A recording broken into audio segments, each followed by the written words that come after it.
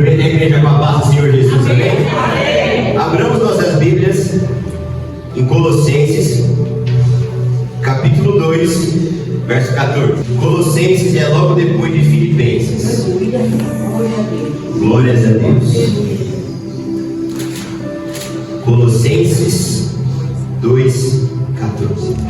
Diz assim a palavra do Senhor: havendo riscado a cédula que era contra nós das suas ordenanças, a qual de alguma maneira nos era contrária, e a tirou do meio de nós, cravando-a na cruz, e despojando os principados e potestades, os expôs publicamente, e deles triunfou em si mesmo. Amém? Pode tomar o seu lugar em nome de Jesus. Nessa manhã nós vamos entender um pouco mais sobre o poder da cruz. Muitos cristãos, eles reconhecem a cruz. Muitos cristãos reconhecem que Jesus foi crucificado. Só que a crucificação não foi tão somente uma morte. A crucificação não foi tão somente uma simbologia. Muitas coisas profundas aconteceram ali naquela cruz. E é sobre o que aconteceu na cruz, e é sobre o poder daquela crucificação que nós vamos aprender nessa manhã. E o primeiro ensino, igreja, é que nós precisamos entender que nós estávamos em dívida. Todo ser humano, ele estava em dívida. E se você acha que dever por Serasa é ruim, é porque você não sabe o que é ser um devedor para o Rei dos Reis e Senhor dos Senhores. Se você acha que dever por Serasa é ruim, porque ele pode tomar o carro de volta, ele pode tomar a casa de volta, você não sabe o que é dever para aquele que pode tomar a tua alma e jogar ela no inferno. E é nessa situação que estava eu. E é nessa situação que estava você. A Bíblia nos mostra que quando o homem comete pecado, lá no jardim do Éden, todos pecaram. Todos herdaram uma descendência pecaminosa. A partir da queda de Adão e Eva, eu e você herdamos a herança. E essa herança não é ouro, essa herança não é prata, essa herança não é terreno. Essa herança é uma herança infeliz, de condenação eterna. E cá estamos nós, condenados, e cá estamos nós, com uma dívida impagável, uma dívida onde não tem agiota, uma dívida onde não tem banco, uma dívida onde não há credor que consiga me emprestar, com a qual eu consiga pagar. A única forma de pagar essa dívida era com a própria vida. A única forma de pagar essa dívida era com morte. Existe um versículo na Bíblia que diz que o salário do pecado é a morte. Então a única forma de eu e você pagarmos essa dívida era com a própria vida. Ou seja, era o nosso fim.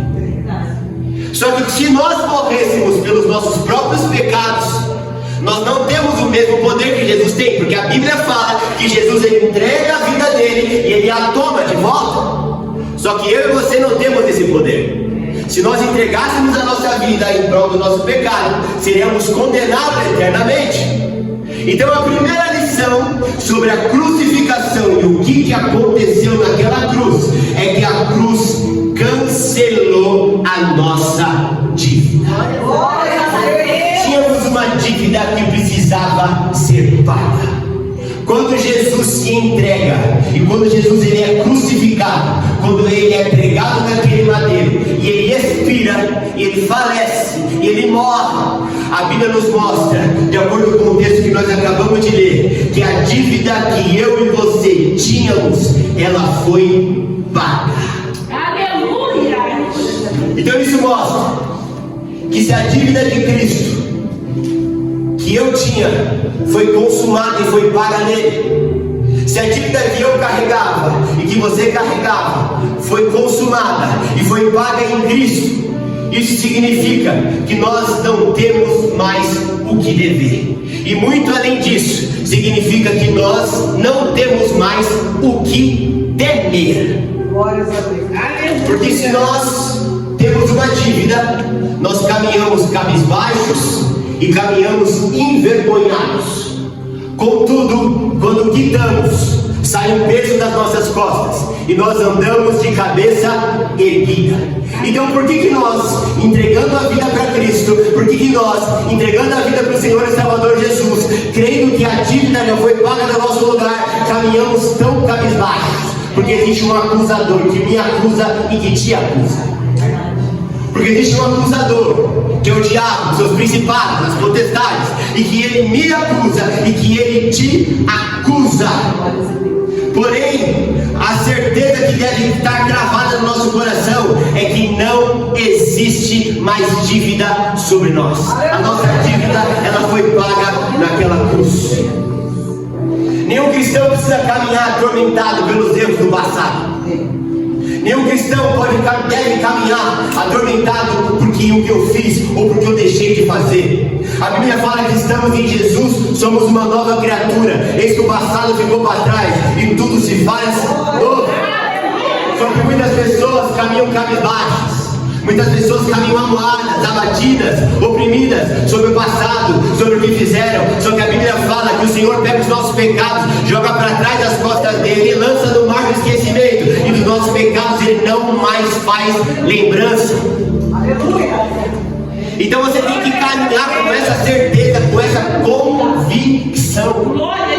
Eu não devo me alegrar se a minha conta está cheia.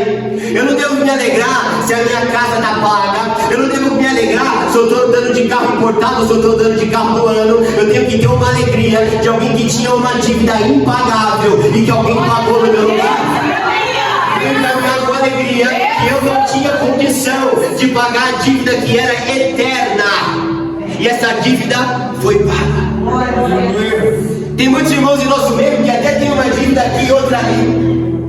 E a pergunta que eu quero te fazer é: qual é a sensação de acordar um dia de manhã e procurar o seu credor e a dívida está paga? Glória a Deus! Qual a sensação de você estar devendo 50, 60, 150 mil reais?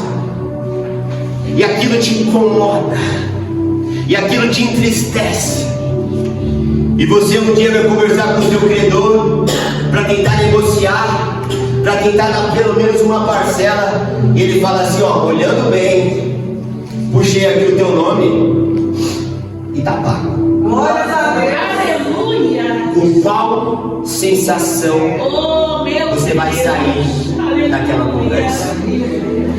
Com qual sentimento você vai sair daquele banco? Seria lindo, não seria? Seria ótimo, não seria? Aconteceu já. E por que você não acorda todo dia com essa sensação no coração?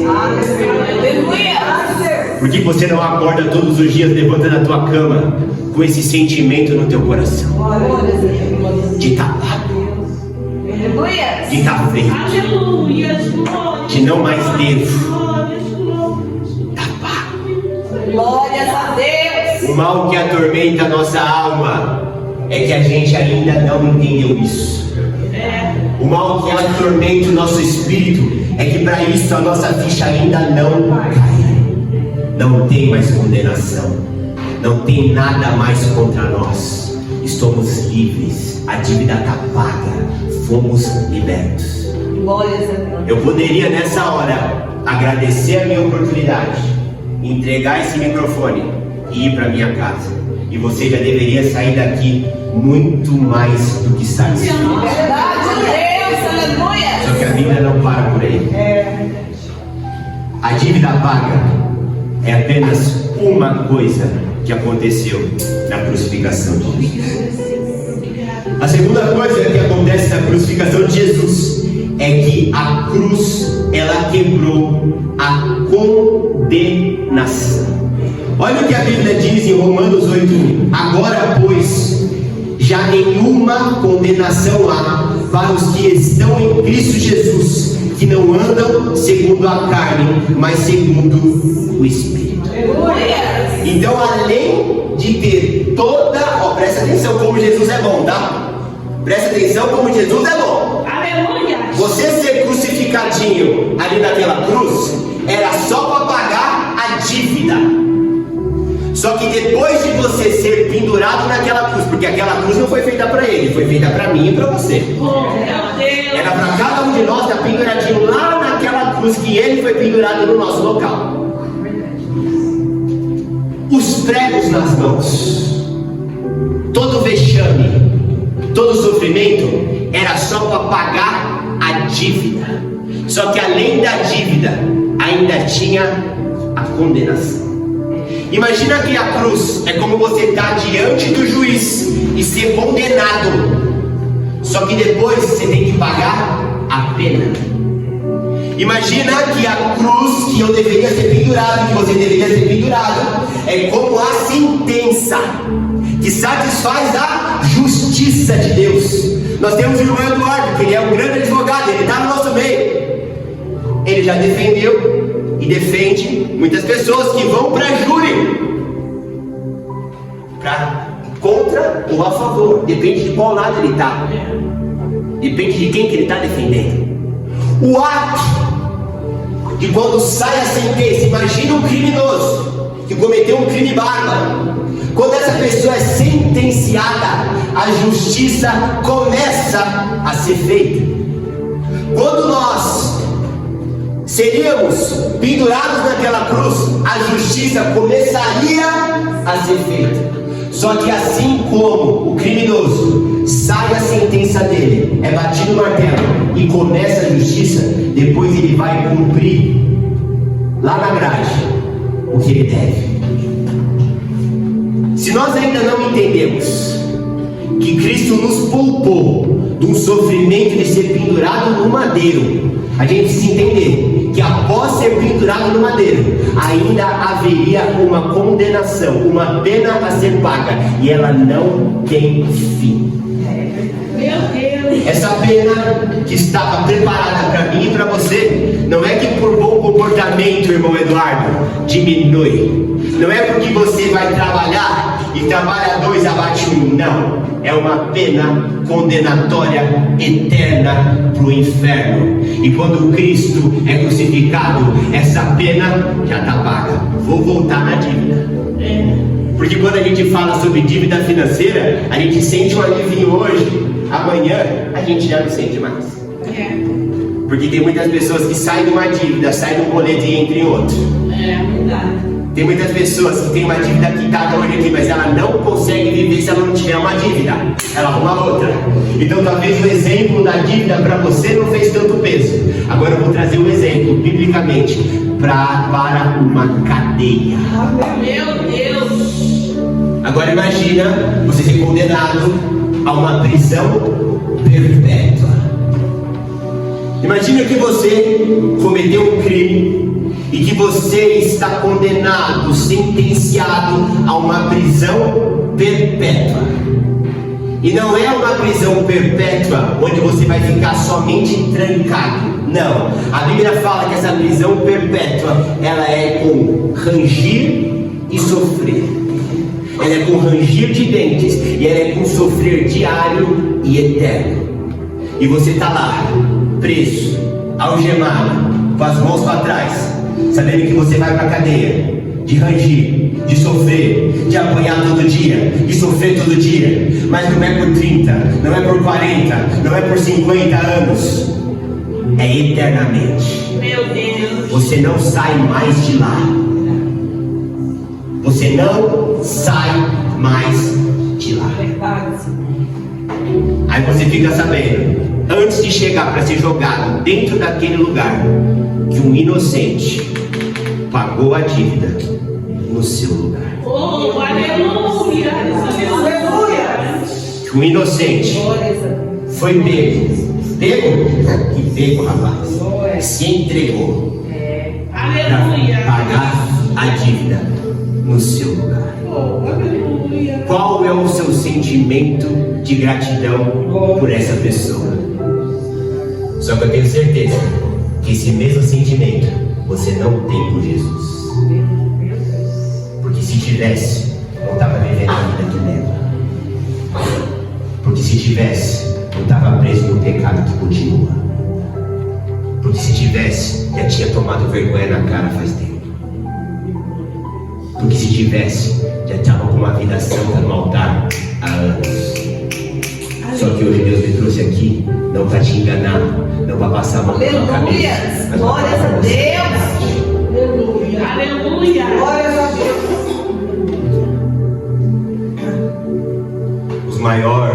Os maiores ingratos é a gente.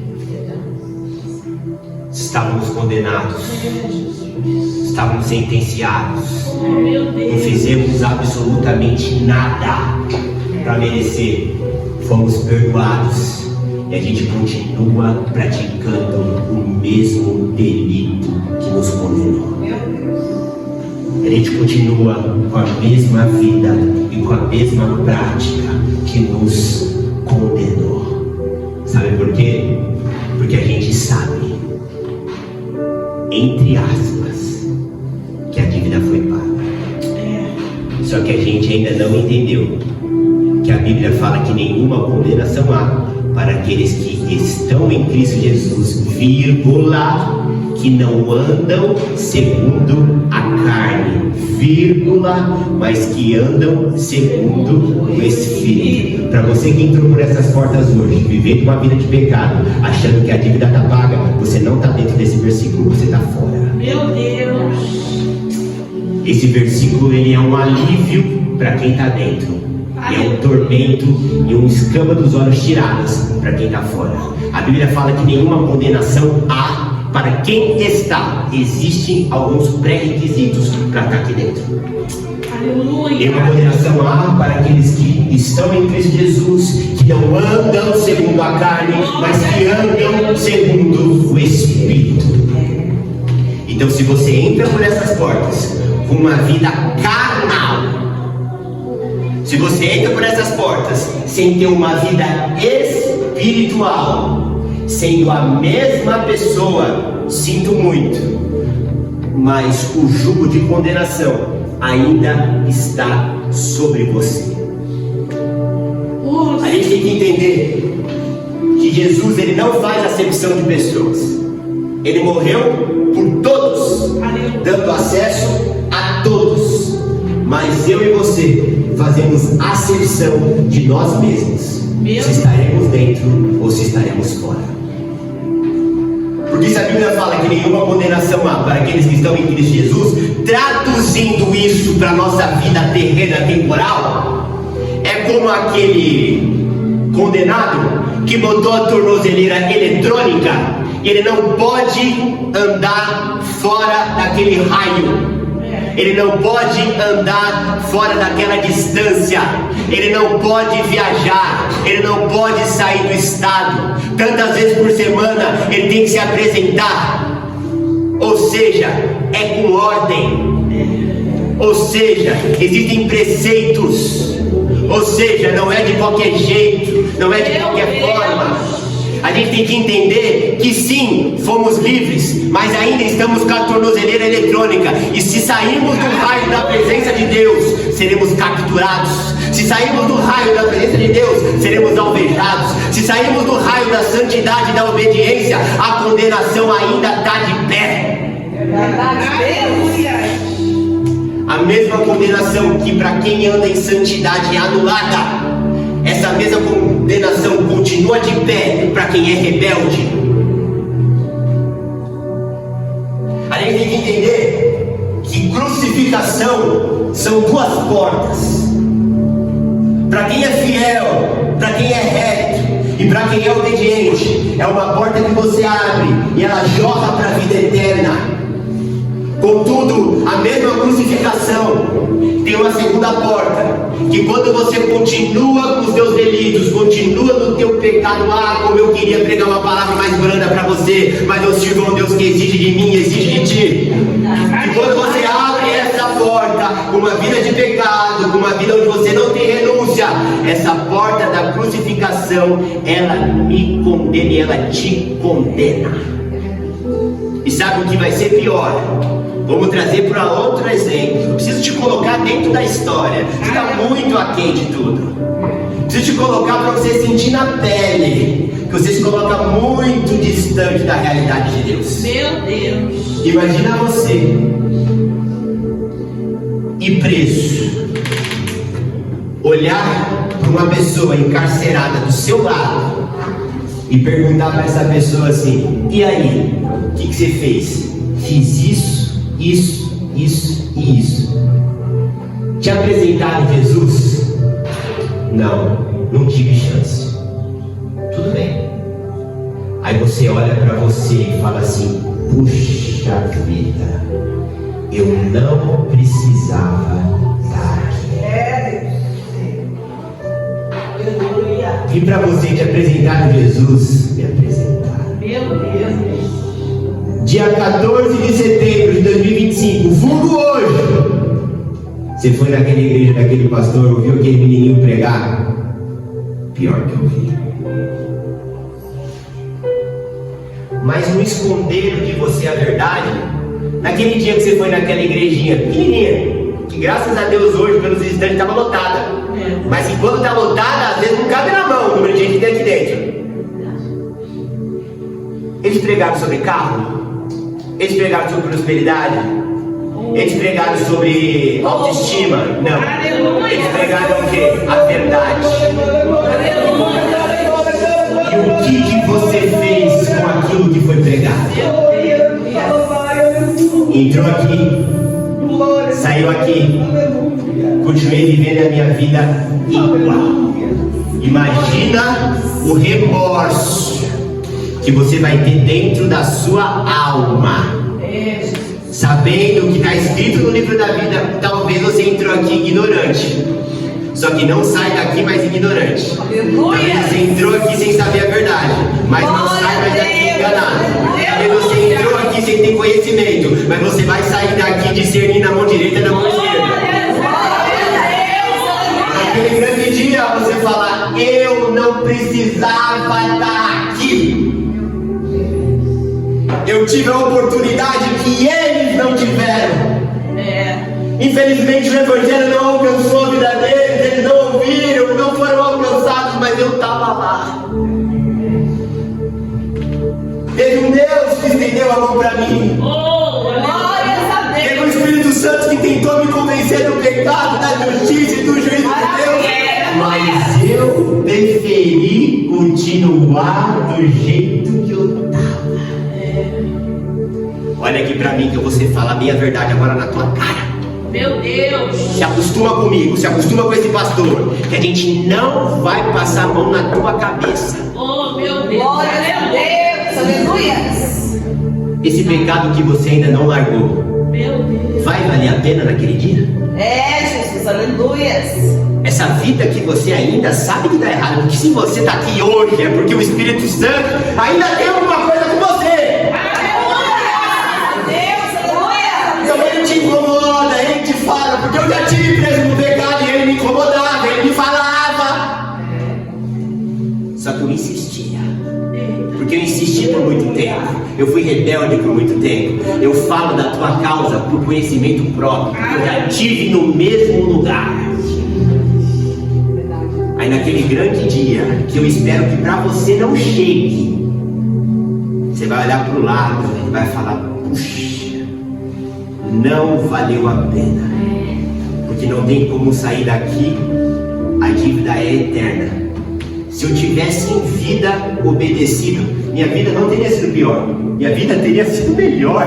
Aleluia. O pecado é um engano, é um lodo. A Bíblia fala que o pecado é como um vômito. É como um cachorro que vomita, ele volta e ele come do próprio vômito. Então o pecado não tem nada que presta, não tem nada de bom. O pecado é vômito. Verdade, Deus. Quem já viu um cachorro banhado, ele fica assim na carniça. É na carniça que ele está esfregando, mas ele adora, pastor. Assim somos nós. Meu Deus. É carniça o pecado que a gente pratica, que a gente insiste, é carniça. E a gente está lá rolando, achando aquilo o máximo. Se eu tivesse escutado, minha vida teria sido melhor, porque a Bíblia garante: se quiseres e me ouvires, não comereis vômito, mas comereis melhor. Obedecer a Cristo, irmão, é ter o melhor aqui e é ter o melhor lá. Obedecer a Cristo é viver o melhor hoje, é viver o melhor eternamente. Então, quando você encontra um pastor que prega a verdade para você, esse pastor, ele está querendo te tirar do vômito e te colocar no banquete. Esse pastor, ele quer te tirar da carniça e te colocar no perfume importado.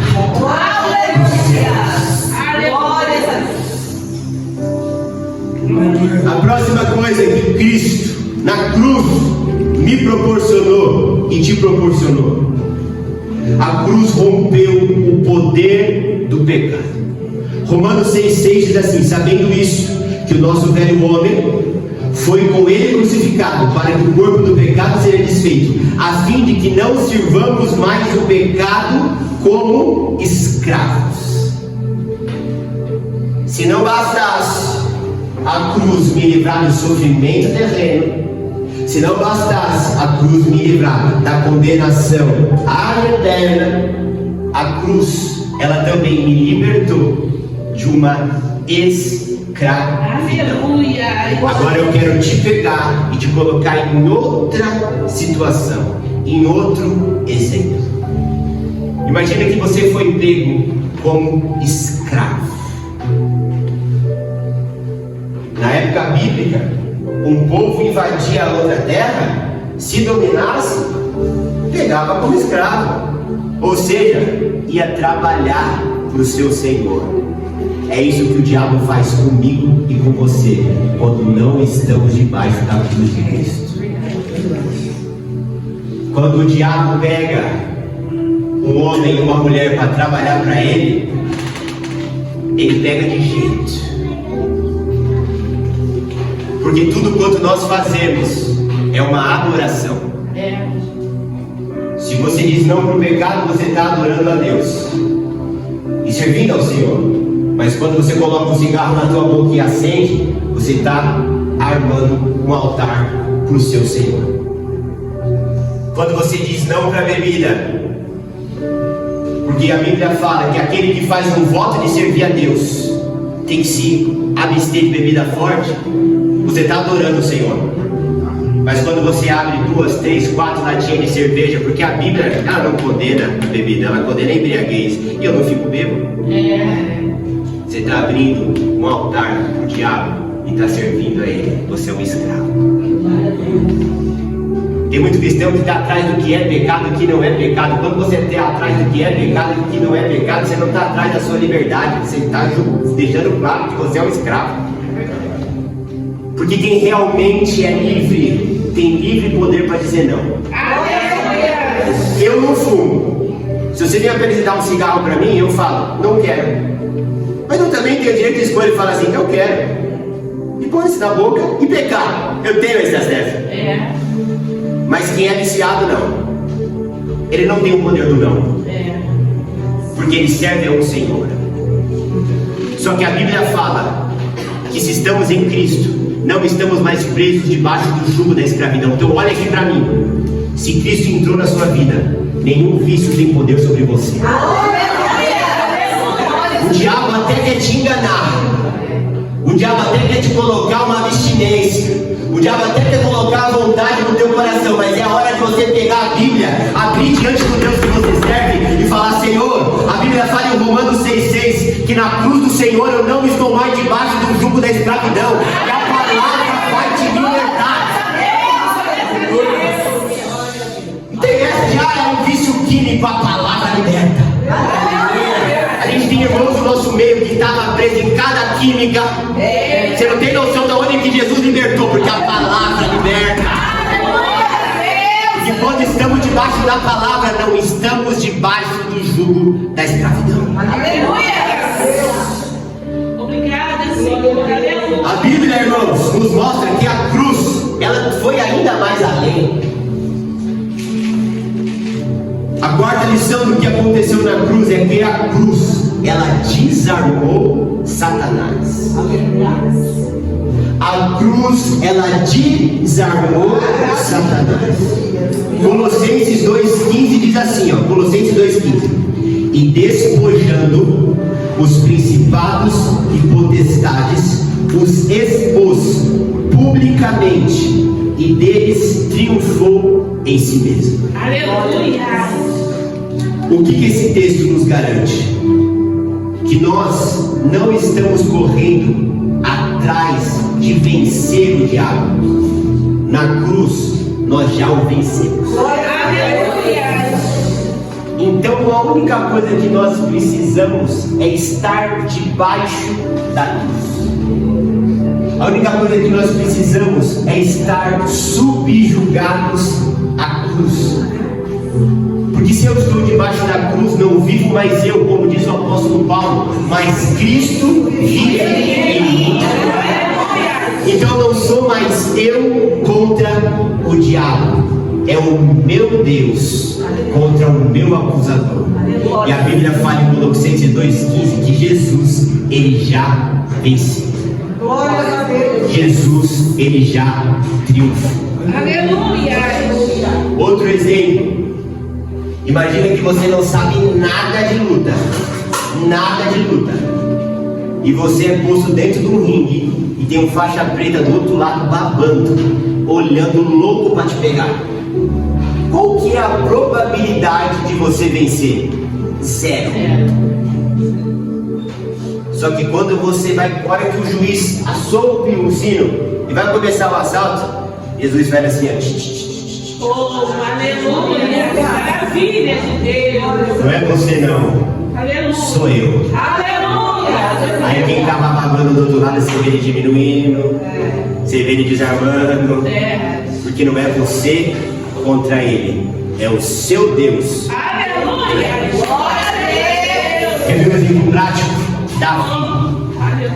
Qual a probabilidade do menininho derrubar um gigante sem nem sequer sair na mão com ele? Saul chega e fala assim, ó, filho, você tem certeza? Aí Saul começa a pegar a armadura dele e colocar em Davi. Saul coloca a armadura, Saul coloca a espada, Davi olha e fala assim, ó, com isso aqui eu não dou conta. A armadura é mais pesada que eu. Aí Davi tira. E Davi pega a ferramenta do pastor. Muitas pessoas acham que Davi pegou mais do que uma pedra porque ele deu margem para erro. Só que existem alguns historiadores que mostram que tinha mais do que um gigante. Algumas histórias mostram que não era um gigante, tinha mais. Então não é que Davi entrou achando que ele ia perder. Tipo assim, tenho 4 pedras para acertar um gigante. Se eu não acertar a primeira, eu posso acertar a segunda. Não. Davi pegou uma pedra para cada gigante. Porque com Cristo não tem erro. Glória a Deus. Ele pega a primeira, a hora que ele lança, já dá na testa. O gigante cai, os outros fogem. Oh, E ali começa o reinado daquele jovem. Ele, não, o Deus dele. aleluia. Oh, Deus poderoso. O que a gente tem que entender é que o fardo de brigar contra o diabo não é meu. O fardo de brigar contra o diabo não é seu. É de Cristo. E para ele não é fardo. Ele já venceu. Quando a gente entender que a gente tem que parar de brigar e somente se alinhar, a gente vai fazer menos força e vai ter mais resultado. Quando a gente entender que a gente vai parar de brigar, de gladiar, de se esforçar e começar a só se adequar à palavra, a gente vai fazer menos força e a gente vai mais longe. O esforço que eu tenho que fazer não é um esforço contra o diabo. Deus não está me chamando para ser um Jacó, para lutar com o anjo, não. O esforço que eu e você temos que fazer é o esforço de matar a nossa própria carne. Aleluia. Eu não tenho que brigar contra o diabo, eu tenho que, em Cristo, matar a minha própria carne. Quem vai resolver com o diabo é o próprio Cristo. Eu tenho que alinhar a minha vida com a palavra de Deus. Eu tenho que alinhar a minha vida com a santidade do Senhor. Então, todo o esforço que o Senhor requer de mim e de você não é um esforço de luta, é um esforço de resistência. É o que a Bíblia fala: resista ao diabo e ele fugirá de vós. Você não vê em nenhum momento, quando Cristo está tendo aquele grande embate contra o diabo, Cristo não levanta a mão para ele, Cristo não sai da mão com ele, Cristo não puxa uma espada para ele, Cristo só resiste se alinhando com a palavra. A gente não vê Jesus fazendo nenhum esforço de carnal, não. Jesus somente alinhou a conversa com a palavra. E é isso que o Senhor requer de mim e de você. Quando o diabo bater na nossa porta, assim como bateu na porta de Cristo, a gente tem que alinhar o nosso discurso com a palavra. Alinhar a nossa vida com a palavra. Alinhar a nossa conduta com a palavra. De acordo com Colossenses 2,15, a cruz desarmou Satanás. A cruz também nos mostra que ela é um lugar de substituição. Isaías 53,5 diz assim: mas ele foi ferido por nossas transgressões e moído pelas nossas iniquidades. O castigo que nos traz a paz estava sobre ele, e pelas suas pisaduras fomos sarados. Olha aí para mim. Eu preciso te dar mais esse exemplo. Porque quando a gente se enquadra dentro de um exemplo onde a gente está sendo o condenado, a gente sempre se coloca como sendo um coitadinho. Aí eu te dei alguns exemplos anteriormente onde você estava para ser condenado, aí você era um coitadinho. Só que biblicamente Isaías 53,5 diz que olha aqui, pega tudo que Jesus sofreu, pega tudo que Jesus apanhou, pega tudo que Jesus foi machucado, pega tudo que Jesus foi humilhado, pega tudo aquele sofrimento. E sabe quem estava com o chicote batendo dele? Eu. Não foi o soldado romano. Porque a Bíblia fala que ele foi ferido por conta das minhas e suas transgressões. Não foram os soldados romanos, foram o meu e o seu pecado. Então fui eu que peguei o chicote e bati nas costas dele até sangrar. Fui eu e o irmão Eduardo, um puxou a mão de cada lado. O irmão Eduardo martelou a mão esquerda, eu martelei a mão direita. Fui eu e o pastor Sérgio falando assim: deixa ninguém ajudar não, depois a gente chama o menino aí para arrastar junto. Deixa ele carregar essa cruz de madeira de lá até aqui. Foi a gente. Meu Deus. Quando a gente entende que o causador do sofrimento foi a gente começa a entender que para nós não está aqui o problema, ele está aqui, ó. Que às vezes a gente acha, pastor, que a gente é um coitadinho. Ai, mas foi o Adão e Eva que comeram lá atrás. Mas as bobagens que eu faço todo dia no celular não foi Adão e Eva, fui eu. Meu Deus. Ah, mas é que Adão e Eva colocou a gente nessa situação lá atrás. Não, trair a esposa, trair o marido não foi Adão e Eva, foi você. Ou seja, o autor de todo o sofrimento não foi o diabo. O autor de todo o sofrimento que Jesus passou foi a gente. Meu Deus. É por isso que a Bíblia fala que Jesus ele nos constrange. Porque não é Jesus e nós contra eles. Não, é Jesus ao nosso favor quando nós estamos contra ele. Não é dois times A e B, onde a gente está com Jesus, tem o time contrário, os romanos, a gente Jesus, os romanos crucificam. Não. Nós somos os romanos. Meu Deus. Nós somos o time contrário. Nós foi que vituperamos, nós foi que o flagelamos, nós foi que cuspimos, nós foi que chicoteamos. Irmão, você não é bonzinho não. Saiba que naquele chicote que ele tomou, você tinha participação. Meu Deus. Mas eu não bebo, eu não fumo, eu não cheiro. Saiba que alguma parte de participação com certeza você tem em cada prego pregado, Meu Deus. Meu em Deus. cada lágrima de sangue. Meu Deus. Porque hoje é fácil, pastor. Já passou mais de 2000 anos. Meu Deus. Deixa aqui na conta, ficou pro pessoal lá atrás. Eu? Pecado, eu ter participação naquilo? Eu não. Não bebo. Verdade, Deus. Sou trabalhador. Vou pro céu. E o que você faz quando ninguém tá vendo? E os pecados que você comete sem nem fazer nada? Porque a Bíblia fala, se você pode fazer o bem e não fazes, pegas. Ou seja, eu parado, eu respirando, eu resistindo, eu estou em pecado. Porque se eu posso fazer o bem e eu não faço, eu estou em pecado. A Bíblia fala que ele foi vituperado e flagelado pelos nossos pecados. Ou seja, a minha inércia de não fazer nada chicoteou as costas de Cristo. Meu Deus. Oh, Jesus. Aí a gente começa a entender, a gente fala como a gente se comporta como louco. Só falta o hospício. Só falta o hospício. Tem muitas pessoas que falam, mas se morar vira hospício, se cercar vira circo. É, gente. Meu Deus. Se comporta como louco. A gente está vindo para a igreja, a gente entra na igreja, a gente dobra o joelho, a gente ora, chega a hora de cantar as musiquinhas, a gente levanta a mão, chega a hora de bater palma, a gente bate palma, chega a hora de dar uma oferta, a gente volta para casa, adorando ao Jesus, que foi crucificado por conta do pecado que eu cometi, e eu não largo esse pecado, eu não abandono esse pecado. É, Jesus.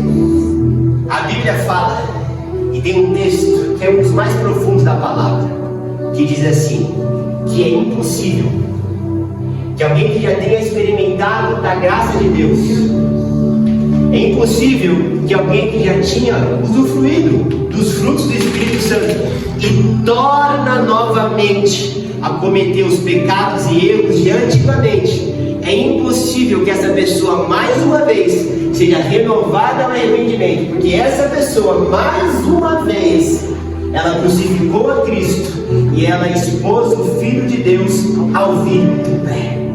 Olha aqui para mim, quando você continua praticando os mesmos pecados aos quais Cristo deseja te libertar, mas você não os abandona, a crucificação de Jesus na sua vida, ela ainda não acabou. Ele está sendo ainda vituperado e flagelado. Verdade. É o que a Bíblia fala. É, Meu Jesus. Deus. Aleluia. E aí a Bíblia fala que não vai ter mais uma graça favorecendo a minha vida, Verdade. mas está preparado para mim uma expectação horrível me aguardando do outro lado. Meu Deus. Só que quando a gente alinha a vida, quando a gente cria vergonha na cara, quando a gente se converte, quando a gente se arrepende, quando a gente mesmo tropeçando, a gente precisa ficar em pé. Porque a Bíblia fala, cair do homem, mas levantar de Deus. Eu não estou pregando para super-herói, porque eu sei que você não é super-herói nem super-mulher. A Bíblia fala, cairá o justo 7 vezes e o Senhor o levantará. Aleluia. Estou falando para pessoas falhas, porque eu sou falho, mas nós estamos em busca da perfeição. Aleluia. Porque a Bíblia fala, seja perfeito porque eu sou perfeito, seja santo porque eu sou santo. Glória a Deus. Mas a mesma Bíblia fala que se nós dizemos que não temos pecado, já estamos pecando, porque estamos falando que ele é mentiroso, ou seja, a nossa vida vai ser uma constância luta. Aleluia. Mas se a gente se esforça, Oh, Glória a Deus. Aleluia. mas se a gente se dedica, Aleluia. se a gente tropeça, mas volta pra cá. Se a gente erra, mas volta pra cá. Glória a Deus. Glória Se a a gente falha, mas